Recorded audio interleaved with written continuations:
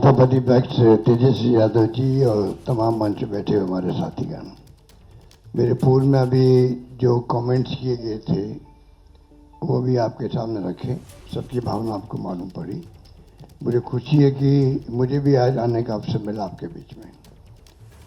और जो हालात है देश के और प्रदेश के, उससे चिंतित होना लाजमी आपका भी, जो हमारा चौथा स्तंभ कहलाता है।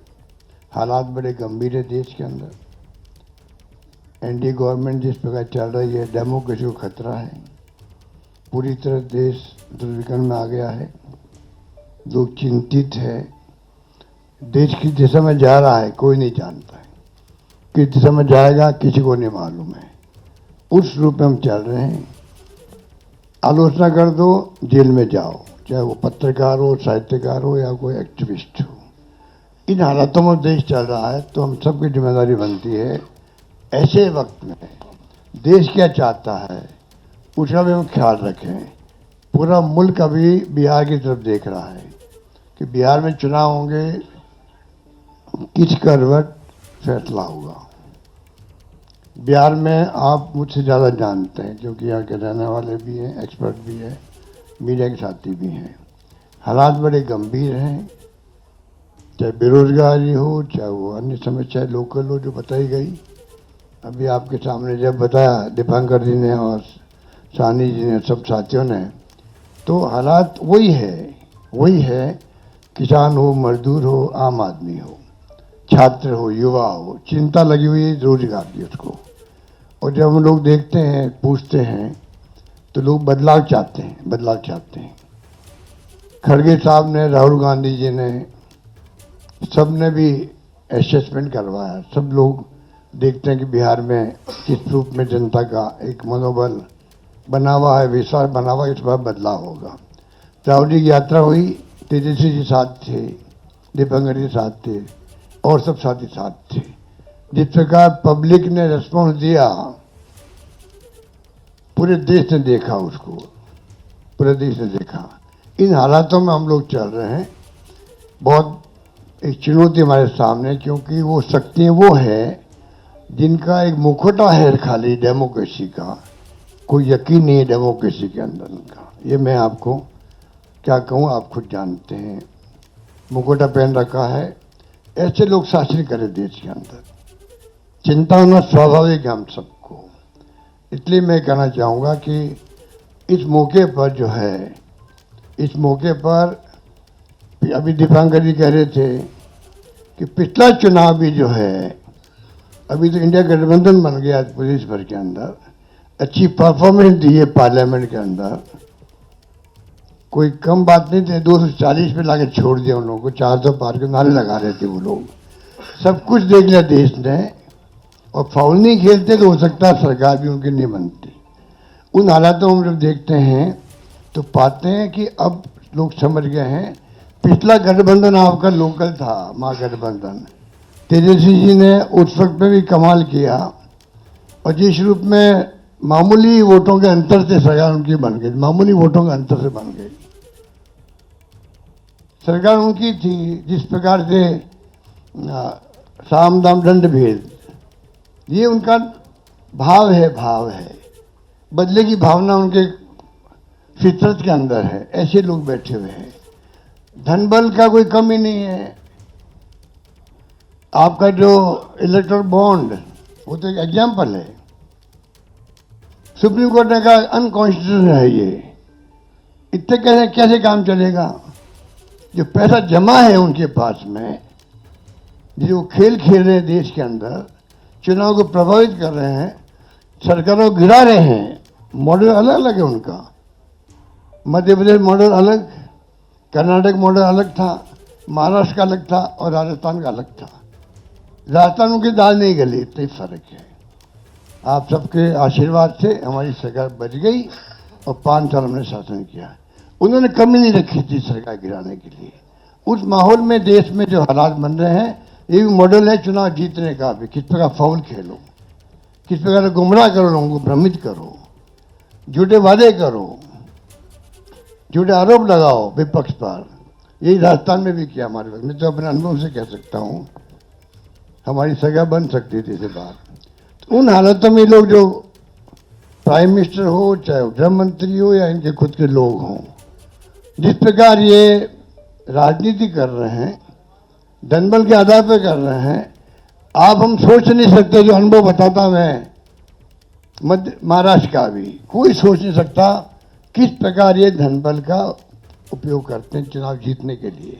चुनाव आयोग की हालत आप जानते हो। ऐसा चुनाव आयोग, मैं 50 साल से राजनीति कर रहा हूं और मैंने देखा है केंद्रीय मंत्री के रूप में भी और मुख्यमंत्री 3 बार में रहा हूं। ऐसा माहौल इलेक्शन कमीशन में, इतनी बदतमीजी, इस प्रकार का व्यवहार विपक्ष के साथ में मैंने कभी नहीं देखा आज तक। उनके पत्र भी आएंगे खड़गे साहब के पास में, किसी के पास में, तो लैंग्वेज लिखी होगी, वो आप सोच सकते हो कि क्या स्थिति बनती है, क्या लिखते हैं।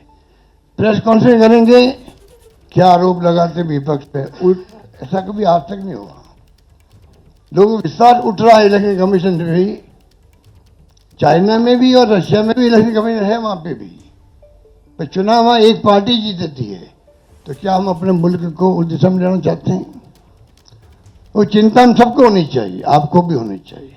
इसलिए मैं ये कह सकता हूं, खड़गे साहब, राहुल गांधी जी और तमाम जो साथी बैठे हमारे,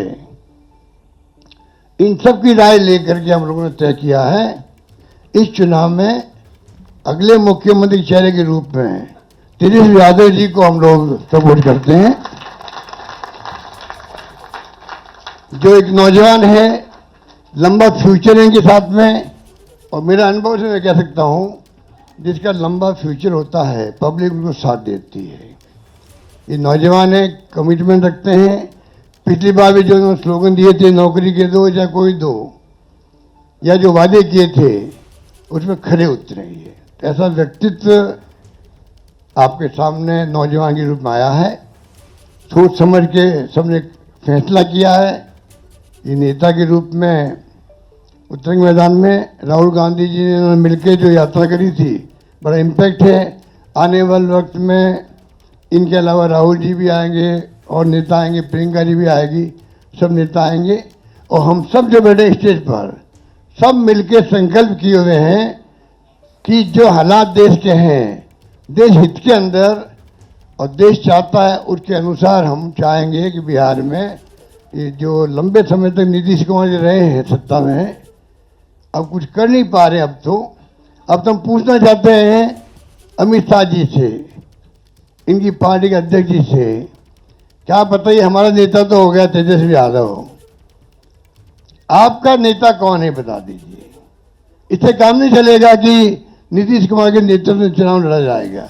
अगला मुख्यमंत्री का उम्मीदवार आपका कौन है, ये उनको बताना पड़ेगा। ये हमारी मांग है। और मांग क्यों है?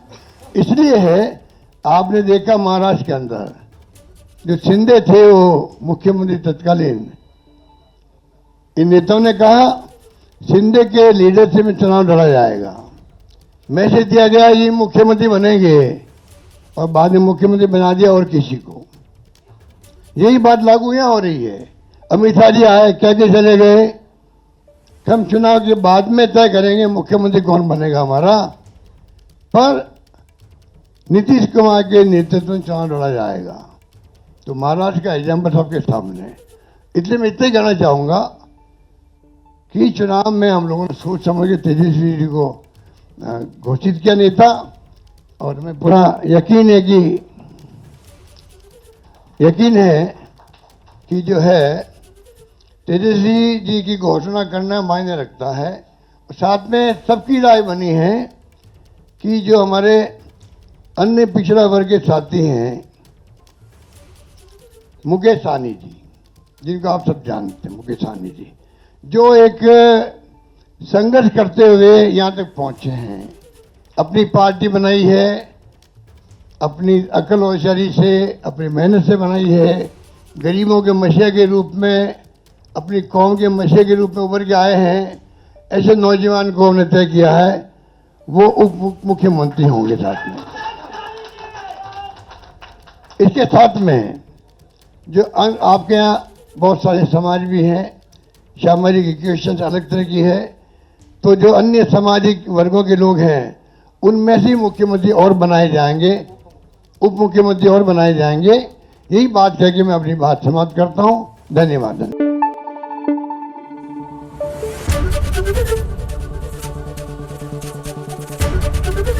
एबीपी न्यूज आपको रखे आगे।